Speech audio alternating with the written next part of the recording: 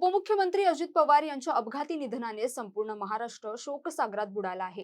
या दुर्दैवी घटनेनंतर राष्ट्रवादी काँग्रेस पक्षाचे भविष्यातील नेतृत्व कोणाकडे जाणार यावर राजकीय वर्तुळात चर्चांना वेग आला आहे। गेल्या काही काळापासून शरद पवार गट आणि अजित पवार गट पुन्हा एकत्र येणार अशा चर्चा सुरू होत्या। नगर परिषद निवडणुकांपासून ते जिल्हा परिषद निवडणुकांनंतरही दोन्ही गटांमध्ये समेट होईल अशी आशा होती। मात्र प्रत्यक्षात दोन्ही राष्ट्रवादी काँग्रेसच्या गटातून या संभाव्य विलीनीकरणाबाबत कधीही स्पष्ट संकेत देण्यात आले नव्हते। सध्याची राजकीय परिस्थिती पाहता राष्ट्रवादी काँग्रेसचे हे दोन गट तात्काळ विलीन होतील अशी शक्यता सध्या तरी कमी दिसतेय। सत्तेत सहभागी असलेला अजित पवार गट विलीनीकरणाबाबत विशेष उत्साही नसल्याचे संकेत मिळत आहेत, तर दुसरीकडे शरद पवार गटाकडून मात्र अजूनही एकत्र येण्याची अपेक्षा व्यक्त होत असली तरी त्यांना अपेक्षित प्रतिसाद मिळताना दिसत नाहीये। नक्की दोन्ही राष्ट्रवादी काँग्रेसच्या विलीनीकरणाबाबत सध्याची काय परिस्थिती आहे पाहूयात या व्हिडिओच्या माध्यमातून। नमस्कार, मी जान्हवी जाधव, आपण पाहत आहात टाइम महाराष्ट्र। अजित पवार हयात असताना राष्ट्रवादी काँग्रेसच्या दोन्ही गटांमध्ये विलीनीकरणासंदर्भात बैठका झाल्या होत्या असा दावा केला जातोय। या बैठकींच्या पार्श्वभूमीवर मुंबईत दोन्ही पक्षांच्या राष्ट्रीय कार्यकारिणींची संयुक्त बैठक घेऊन अधिकृत विलीनीकरण करण्याचा निर्णय झाला होता असेही सांगितले जात आहे। दरम्यान शरद पवार गटाचे प्रदेशाध्यक्ष शशिकांत शिंदे यांनीही या दाव्याला दुजोरा दिला आहे।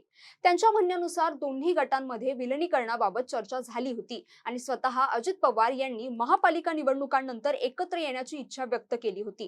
त्यानंतर जिल्हा परिषद निवडणुकांमुळे हा विषय काहीसा बाजूला राहिला। मात्र पुन्हा दोन्ही बाजूंच्या नेत्यांमध्ये चर्चा झाली आणि जिल्हा परिषद निवडणुकांनंतर विलीनीकरण करण्यावर एकमत झाले होते असे शशिकांत शिंदे यांनी स्पष्ट केलंय। राजकीय वर्तुळात शशिकांत शिंदे यांच्या या वक्तव्याचा अर्थ असा लावला जात आहे की विलीनीकरण ही अजित पवारांची इच्छा होती हे सांगून अजित पवार गटाला विलीनीकरण लवकरात लवकर करण्याची एकत्रपणे गळ घालत आहेत। मात्र दुसरीकडे अजित पवार गट सध्या विलीनीकरणापेक्षा अजित पवार यांच्या निधनानंतर निर्माण झालेल्या परिस्थितीत पक्ष संघटना सावरणे आणि सरकारमधील आपली भूमिका भक्कम ठेवणे यावर अधिक लक्ष केंद्रित करत असल्याचं त्यांच्या हालचालींवरून स्पष्ट होत आहे। आज शरद पवारांनी पत्रकार परिषद घेत विलीनीकरणाबाबत आपलं मत स्पष्ट केलं आहे। अजित पवार आणि जयंत पाटलांची विलीनीकरणाबाबत चर्चा झाली होती। सुनेत्रा पवारांच्या शपथविधीची मला माहिती नाही। सुनेत्रा पवारांसोबत कोणतीही चर्चा नाही। सुनील तटकरे आणि प्रफुल्ल पटेल यांच्या पक्षातून त्यांनी अंतर्गत निर्णय घेतला असेल असं स्पष्ट मत शरद पवारांनी व्यक्त केलंय। तर या प्रकरणावर अजित पवार गटाचे ज्येष्ठ नेते छगन भुजबळ यांनी विलीनीकरणाबाबत माझी आमच्या नेत्यांसोबत चर्चा झालेली नाही। आज आमच्या समोर प्रश्न आहे तो विधिमंडळ पक्ष नेता निवडणे असं भुजबळ यांनी स्पष्ट केलंय।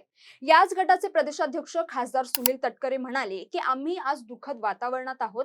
सर्व विषयांची चर्चा ही नंतर होईल। या सगळ्यात राष्ट्रवादी काँग्रेस अजित पवार गट हा महायुतीतील सत्तेतला पक्ष आहे, तर राष्ट्रवादी काँग्रेसचे दोन्ही गट एकत्र येण्याच्या प्रक्रियेत भाजपची भूमिका महत्त्वाची आहे।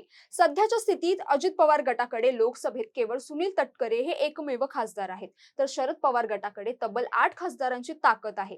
जर भविष्यात हे दोन्ही गट एकत्र येऊन एनडीएच्या सोबत गेले तर त्याचा थेट फायदा भाजपला केंद्रातील सत्ता करण्यात होऊ शकतो। त्यामुळे राष्ट्रवादीच्या संभाव्य एकत्रीकरणाकडे भाजप केवळ महाराष्ट्राच्या राजकारणाच्या दृष्टिकोनातून नव्हे तर केंद्रातील सत्तेच्या समीकरणांच्या दृष्टिकोनाने गांभीर्याने पाहत असल्याचे चित्र आहे। एकूणच पाहता राष्ट्रवादी काँग्रेसच्या दोन्ही गटांचे विलीनीकरण हा विषय सध्या चर्चेत असला तरी तो तात्काळ प्रत्यक्षात येण्याची शक्यता कमी दिसतेय।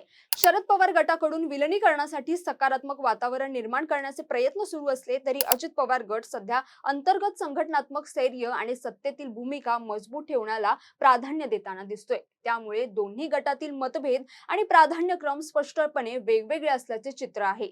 त्यामुळे राष्ट्रवादीतील अंतर्गत घडामोडी केवळ पक्षापुरत्याच मर्यादित न राहता महाराष्ट्रासह राज्यातील राजकारणावरही प्रभाव टाकणाऱ्या ठरणार आहेत। पुढील काळात या सगळ्या हालचाली कोणत्या दिशेने जातात हे मात्र पाहणं महत्त्वाचं ठरणार आहे। तर तुम्हाला या प्रकरणाबद्दल काय वाटतं? तुम्हाला हा व्हिडिओ कसा वाटला आम्हाला नक्की कमेंट करून सांगा आणि अशाच व्हिडिओसाठी टाइम महाराष्ट्रला फॉलो आणि चॅनलला सबस्क्राइब करायला विसरू नका। धन्यवाद।